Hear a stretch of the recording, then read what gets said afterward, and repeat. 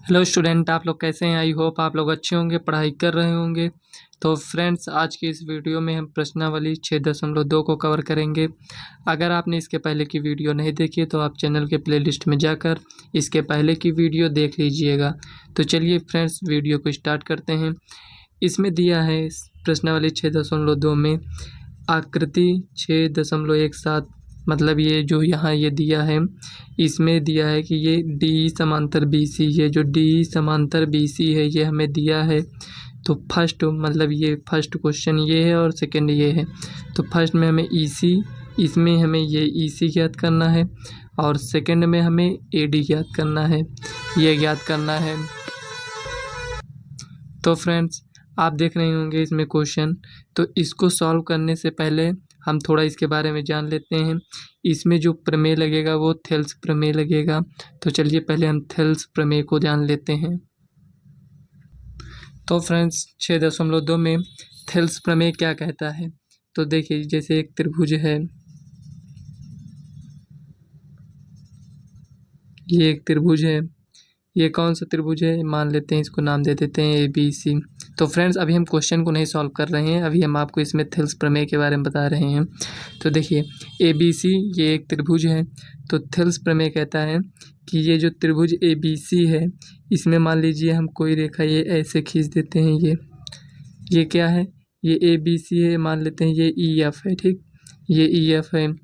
तो थेल्स प्रमेय के अनुसार जब ये रेखाएं जो ई एफ है और बी सी है, ये समांतर कब होंगी? मतलब ये रेखाएं ई एफ और बी सी, मतलब कि बी सी और ये ई एफ, ये हो गया। ये रेखाएं समांतर कब होंगी? तो ये रेखाएं तभी समांतर होंगी फ्रेंड, जब ये ए ई, मतलब कि ए ई अपॉन ये कितना है? ए ई है। उसके बाद क्या लिखेंगे? उसके बाद इसको लिखते हैं बी ई अपॉन बी, क्या होगा? बराबर होगा किसके? A F upon C F, ये हो गया। तो फ्रेंड्स, यहाँ हमें क्या मिला थेल्स प्रमेय के अनुसार? हमें ये मिला थेल्स प्रमेय, ये 6.1 है। तो इसमें देते हैं मतलब ये कि ये दोनों रेखाएं समांतर कब होंगी? जब इसका अनुपात, मतलब ए ई अपान बी ई का अनुपात बराबर हो किसके? A F upon C F के अनुपात के बराबर होना चाहिए, तब बी सी समांतर होगा ई एफ के। और क्या है इसका अपोजिट? क्या है? ये जब अनुपात, मतलब ये बी सी समांतर ई एफ हो गया। तो अब दूसरा जो कहता है 6.2 है, वो थेल्स प्रमेय, इसका अपोजिट है मतलब। तो यहाँ इसको हम समझ लेते हैं सेकंड में। इसमें कहता है, मान लीजिए कोई त्रिभुज है, ये इस तरह, मान लीजिए पी क्यू आर है और ये हम इसको मान लेते हैं ए बी, ये है, ये हो गया। अब आप इसमें देखिए, ये जो पी क्यू आर है त्रिभुज और ये ए बी है, तो इसका हम अनुपात ये जो दिया है, ये क्या दिया है? ए पी, या पी ए लिख लेते हैं, P A upon A Q, ये वाला लिखें इसको, P B upon B R, ये हो गया। तो फ्रेंड्स, ये इसका अनुपात कब बराबर होगा? जब ये ए बी समांतर होगा क्यू आर के। तो फ्रेंड्स, अभी आपने क्या देखा कि इसमें जो बी सी समांतर ई एफ कब होगा? जब इसका अनुपात बराबर होगा। अब इसमें देखिए उसी का अपोजिट है, जब इसका अनुपात बराबर होगा तो ए बी समांतर क्यू आर होगा। तो फ्रेंड्स, ये आपको समझ में आ गया होगा। तो इसी का हम यूज कर इस प्रश्नावली को सॉल्व करेंगे। तो चलिए क्वेश्चन देख लेते हैं उसमें क्या दिया है। तो देखिए फ्रेंड्स, यहाँ पहले का पहला क्वेश्चन है, इसमें हमें ज्ञात क्या करना है? ई सी ज्ञात करना है। दिया क्या है? डी ई समांतर बी सी है। जब हमें डी ई समांतर बी सी दिया हो, मतलब ये डी ई समांतर बी सी है, तब क्या होगा? भुजाएं अनुपातिक होंगी, जो अभी हमने आपको यहाँ पर बताया है कि मतलब जब बी सी समांतर ई एफ दिया हो तो क्या होगा? भुजाएं अनुपातिक होंगी। जब भुजाएं दूसरे में क्या है?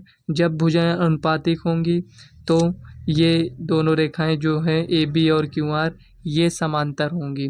तो इसमें हमें क्या दिया है, इसमें दिया है डी समांतर बी सी है। तो जब ये डी समांतर बी सी है तो थेल्स प्रमेय के अनुसार यहाँ लिखेंगे, थेल्स प्रमेय से ये हो गया।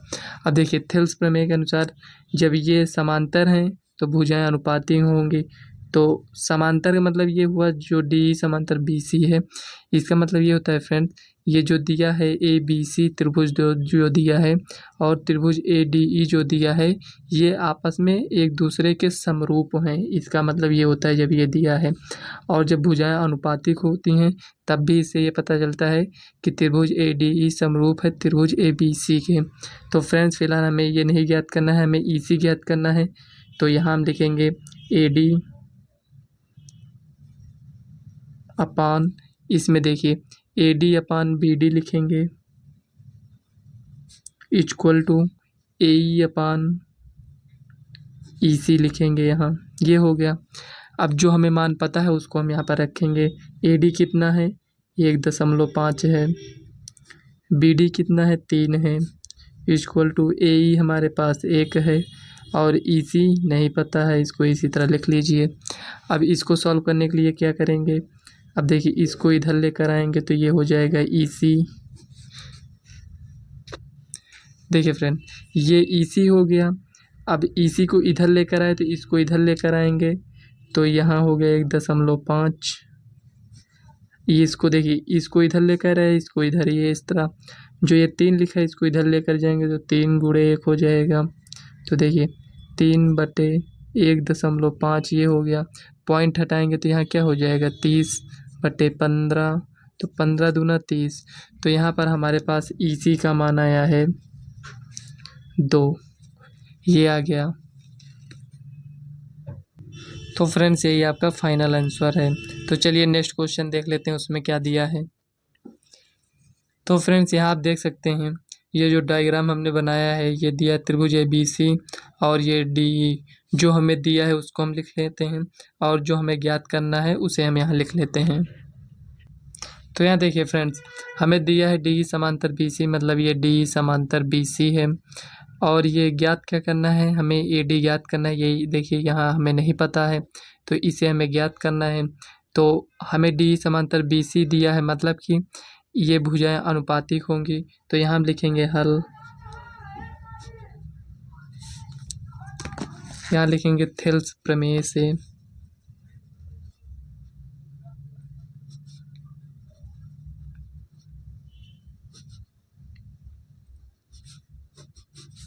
तो फ्रेंड्स इसीलिए हमने आपको थेल्स प्रमेय बताया क्योंकि इसमें इसी का यूज होना है।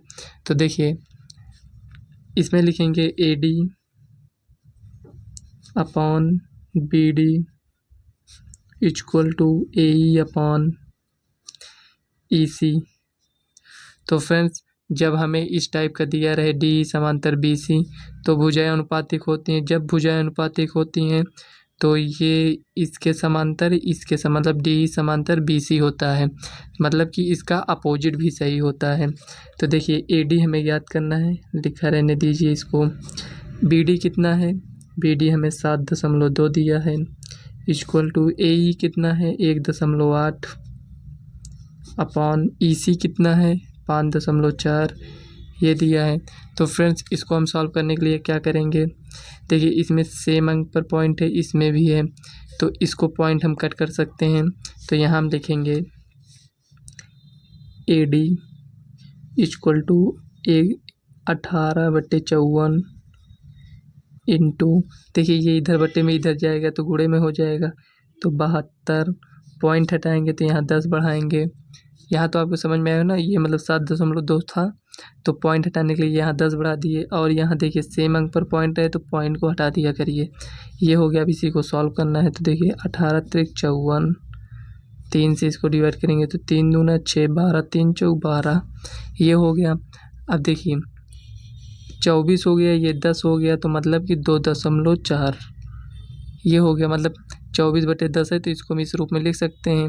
मतलब कि ये एक अंक पर पॉइंट, मतलब एक अंक के बाद कितना अंक, ये पॉइंट के बाद कितना अंक है 1, तो पॉइंट जगह पर 1 लिखते हैं, जितना अंक रहता है उतना जीरो लगाते हैं, तो 1 जीरो, तो उसी को इस तरह लिख दिए हैं। तो ये तो आपको समझ में आ गया होगा। तो देखिए AD इक्वल टू 2.4। अगर इस तरह नहीं समझ में आता है तो आप इसको भाग देकर इसको सॉल्व कर सकते हैं। तो यही फ्रेंड्स आपका फाइनल आंसर है। तो चलिए नेक्स्ट क्वेश्चन देख लेते हैं क्या दिया है। तो फ्रेंड्स यहाँ आप सेकंड क्वेश्चन में देख सकते हैं, इसमें दिया है त्रिभुज PQR की भुजाओं, मतलब एक त्रिभुज हमें बनाना है, त्रिभुज PQR की भुजाओं PQ और PR पर क्रमशः बिंदु E और F स्थित है।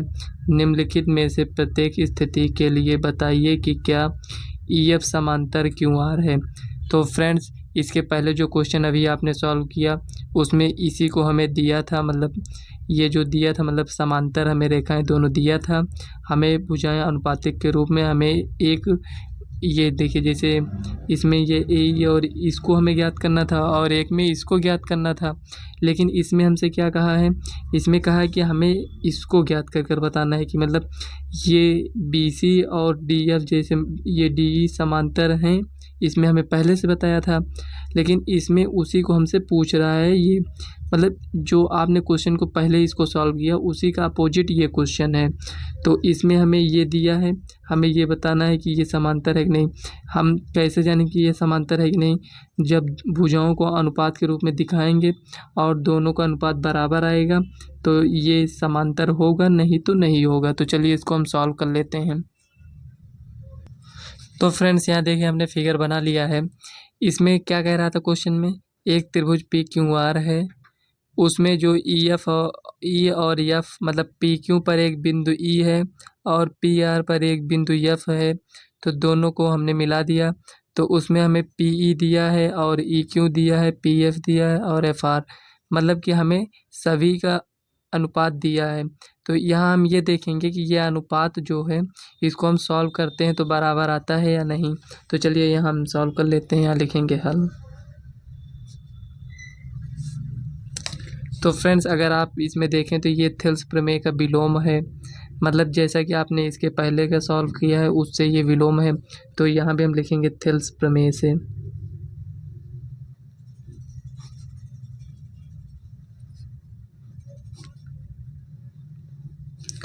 तो फ्रेंड्स जो इसके पहले थेल्स प्रमेय था वो 6.1 था और ये जो थेल्स प्रमेय है 6.2 है। तो देखिए यहाँ ये 6.1 6.2 क्या है, तो बुक में आप देखेंगे कि वहाँ उसमें ये लिखा होगा 6.1 और 6.2। तो देखिए थेल्स प्रमेय से तो EF समांतर QR है, ये हमें दिया नहीं है, ये हमें सिद्ध कर कर बताना है कि ये है कि नहीं। तो इसे हमें सिद्ध करने के लिए हम क्या करेंगे, तो देखिए फ्रेंड्स जो हमें दिया रहता है उसी का हेल्प लेते हैं। तो यहाँ तो ये हमें दिया नहीं है, ये तो हमें बताना है, देखिए हमने यहाँ लिख दिया है सिद्ध करना है, तो इसका हेल्प नहीं लेंगे। हमारे पास दो तरीका है, एक तो इसको हम सिद्ध करते हैं या फिर यह हमारे पास दिया रहता है, लेकिन इसको तो हमें सिद्ध करना है। तो दिया क्या है, दिया है हमें PE और EQ, तो हम क्या करते हैं PE/EQ equal to PF upon FR। तो ये जो बराबर दिखाएं, अगर ये बराबर हो जाता है तो ये सही, ये मतलब EF समांतर QR है, अगर नहीं होता है तो समझ लीजिए नहीं होगा। तो देखिए PE कितना है 3.9, EQ कितना है 3 इक्वल टू PF कितना है 3.6 और FR कितना है 2.4। तो देखिए यहाँ फ्रेंड्स ये पॉइंट है, पॉइंट को अगर हटाएंगे तो यहाँ 0 बढ़ जाएगा, तो ये पॉइंट हट गया, तो यहाँ लिखेंगे 39/30 इक्वल टू, ये पॉइंट से पॉइंट कैंसिल हो गया तो 36/24। तो क्या ये बराबर है फ्रेंड्स, देखिए तो इसको अभी और सॉल्व करते हैं, अभी नहीं पता चला कि ये बराबर है कि नहीं। तो इसको हम सॉल्व करेंगे, तो इसको 3 से सॉल्व करेंगे, 3 × 30, 3 × 1 = 9, 3 × 3 = 9, ये इसको सॉल्व करेंगे तो यहाँ पर 12 होगा और यहाँ पर ये 18 हो गया। अब भी ये 2 से डिवाइड होगा तो इसको और कर दीजिए, 2 × 9 = 18, 2 × 6 = 12, 3 त्रिका 9, 3 दूना 6, ये हो गया। तो आप यहाँ देख सकते हैं कि हमारे पास क्या आया है यहाँ आया 13/10 इक्वल टू 3/2। तो आप कह सकते हैं 13/10 और 3/2 बराबर हो सकते हैं, बराबर नहीं है। तो यहाँ ये बराबर होता तो EF समांतर QR होता, लेकिन ये बराबर नहीं है, तो यहाँ हम लिख देंगे अतः EF समांतर QR नहीं है। तो फ्रेंड्स यही आपको बताना है कि ये है या नहीं। तो ये हो गया। तो चलिए सेकंड देख लेते हैं क्या है। तो फ्रेंड्स दूसरे सवाल में भी आप देख सकते हैं, इसमें भी हमें यही सिद्ध करना है कि EF समांतर QR है कि नहीं। तो यहाँ हमने ये फिगर बनाया है। तो चलिए इसको हम सॉल्व कर लेते हैं। तो यहाँ हम लिखेंगे थेल्स प्रमेय से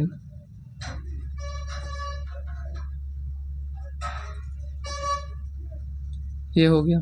तो इसको सॉल्व करने के लिए हम क्या करेंगे, यहाँ हम देखेंगे, यहाँ आप त्रिभुज ले सकते हैं इस तरह, मतलब जैसे इसके पहले हमने सॉल्व किया, यहाँ हमने त्रिभुज नहीं लिया था, तो आप यहाँ लिख सकते हैं त्रिभुज PQR तथा त्रिभुज, ये देखिए PQR तथा त्रिभुज EF में इस तरह भी आप लिख सकते हैं। तो देखिए PE लेंगे, ये है, तो PE/EQ करेंगे। देखिए PE/EQ, देखिए पहले इसको लिए PE लिए, उसके बाद क्या लिए EQ लिए, सॉरी यहाँ इसको आप मत लिखिए। देखिए क्यों नहीं लिखेंगे, यहाँ आपको यहाँ ये दिया है 4 और 4.5 दिया है। अगर आप इसको लिखेंगे तो इसको आपको ऐड करना पड़ जाएगा, तो रहने दीजिए, क्योंकि इसको ऐड करेंगे तभी तो हमें PQ मिलेगा, तो तभी हम लिख पाएंगे। तो यहाँ हमें इस रूप में दिया है, तो इसको रहने देते हैं।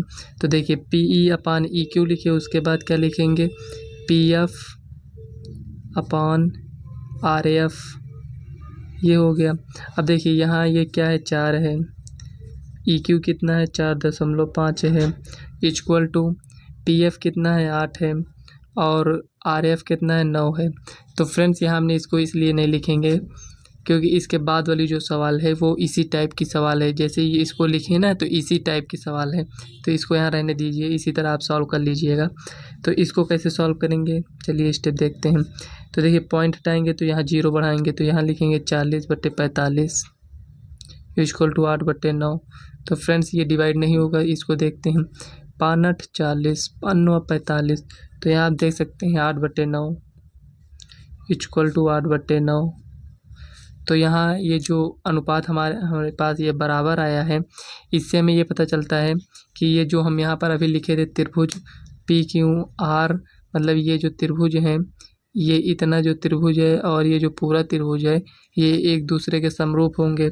जब समरूप होंगे तो यह EF समांतर QR होगा। तो यहाँ लिखेंगे अतः EF समांतर QR है, ये हो गया। तो चलिए फ्रेंड्स नेक्स्ट क्वेश्चन देख लेते हैं। तो फ्रेंड्स देखिए हमने नोट कर लिया है इसमें जो चित्र बनाना था, तो इसमें हमें सिद्ध क्या करना है, EF समांतर QR को सिद्ध करना है। और हमारे पास त्रिभुज है PQR, और PQ पर एक बिंदु E है और PR पर एक बिंदु F है। तो इस टाइप का हमें दिया है, मतलब ये जो P और Q है इसमें हमें दिया 1.28 दिया है, और जो PR की लंबाई है 2.56 दिया है। तो फ्रेंड्स PE हमारे पास 0.18 है, ये दिख रहा होगा आपको।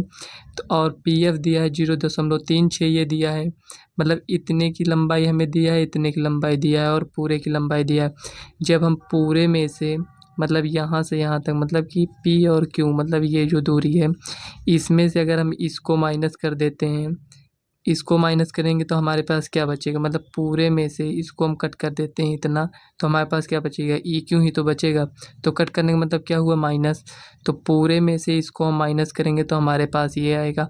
हम ऐसा क्यों कर रहे हैं, क्योंकि थेल्स प्रमेय इसमें क्या होता है, भुजाएं अनुपातिक होती हैं, तो इसीलिए हमको इसको पहले ज्ञात करना पड़ेगा, ये जो दिया है, उसके बाद जिस तरह अभी हमने इसके पहले सॉल्व किया भुजाओं को अनुपात दिखाकर, उसी तरह इसको हम सॉल्व कर लेंगे। तो यहाँ लिखेंगे हल थेल्स प्रमेय से। फ्रेंड्स, इसको हम बार बार इसलिए लिख रहे हैं क्योंकि हम इसी के हेल्प से तो सवाल को सॉल्व कर रहे हैं। तो देखिए, सबसे पहले हम इसमें क्या करेंगे, ई क्यू ज्ञात करेंगे। ई क्यू ज्ञात करने के लिए हम क्या करेंगे, ई क्यू ज्ञात करने के लिए पी क्यू माइनस करेंगे। मतलब ई क्यू ज्ञात करने के लिए हम क्या करेंगे, पी क्यू मतलब पूरे में से माइनस कर देंगे किसको, पी ई को। ये हो गया। तो पी क्यू कितना है, 1.28 है, माइनस 0.18, ये हो गया। तो फ्रेंड्स 8 में से 8 गया 0, 2 में से 1 गया 1, और ये 1 था, 1 यहाँ नोट कर लीजिए, पॉइंट है, पॉइंट लगा दीजिए, ये हो गया। तो इसको हम इस तरह लिख सकते हैं 1.1, इस तरह भी लिख सकते हैं। तो अब ई क्यू तो हमें ज्ञात हो गया, लेकिन हमें आर एफ भी ज्ञात करना है। तो आर एफ के लिए हम क्या करेंगे, तो पूरे में से मतलब पी आर से माइनस करेंगे किसको, पी एफ को, ये हो गया। अब पी आर कितना है, 2.56 है, माइनस, और पी एफ कितना है 0.36, इक्वल टू 6 में से 6 गया 0, 5 में से 3 गया 2, और 2 है, इसको नोट कर लीजिए। कितने अंक बाद पॉइंट है, 2, तो यहाँ लगा दीजिए 2 अंक बाद पॉइंट। यहाँ पर 0 है, इसको आप चाहे लिखिए चाहे ना लिखिए, तो चलिए ऐसे पढ़ा रहने दीजिए इसको। तो अब हम क्या करेंगे, इसको हम सॉल्व करेंगे। तो यहाँ हम लिखेंगे P upon E Q equal to P F upon R F, ये हो गया। तो सभी मान को हम यहाँ रख देंगे। पी हमारे पास कितना है, 0.18 है, और ई क्यू कितना है, अभी हमने ज्ञात किया था, तो 1.10 ये है, इक्वल टू, यहाँ पर देखिए ये है हमारे पास मान, चाहे इसको हम इस रूप में लिख सकते हैं, इसको इस रूप में भी लिख सकते हैं। तो पी एफ कितना है हमारे पास 0.36, अपॉन आर एफ कितना है, अभी हमने ज्ञात किया, ये है, तो 2.20, ये हो गया। अब देख सकते हैं फ्रेंड्स, यहाँ पर पॉइंट जो है 2 अंक के बाद है, पॉइंट 2 अंक के बाद है, पॉइंट 2 अंक के बाद है, पॉइंट के बाद कितने अंक है, 2 अंक, मतलब सब में है, तो पॉइंट को हम हटा सकते हैं। तो यहाँ पॉइंट को हटाने के बाद क्या लिखेंगे, 18, सिर्फ पॉइंट को हटाएंगे, ये 0 अब नहीं हटेगा, ठीक। 110 इक्वल टू 36/220, ये हो गया। अब इसको हम क्या करेंगे, देखिए 18 दूनी 36, ये हो गया। ये इसको कैसे सॉल्व करेंगे, 110 दूना 220, ये हो गया। तो यहाँ हमारे पास क्या है, यहाँ 1 आया, मतलब 1/1 आया, इक्वल टू 2 1 का नम 2, ये कैंसिल, तो 1/1 आ गया। तो यहाँ हमें क्या मिला, यहाँ हम देख सकते हैं कि भुजाओं का अनुपात बराबर है। तो यहाँ हम लिख सकते हैं अतः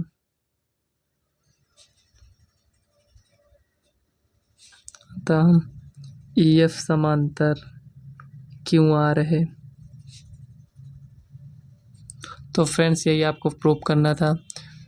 तो फ्रेंड्स, इस वीडियो को आज हम यहीं तक रखते हैं। अगर वीडियो आपको पसंद आए तो वीडियो को लाइक व चैनल को सब्सक्राइब कर लीजिएगा, और इस वीडियो को अपने फ्रेंड्स को ज़्यादा से ज़्यादा शेयर करिएगा। तो चलिए मिलते हैं नेक्स्ट वीडियो में, तब तक के लिए बाय, और आप इसी तरह पढ़ाई करते रहिएगा।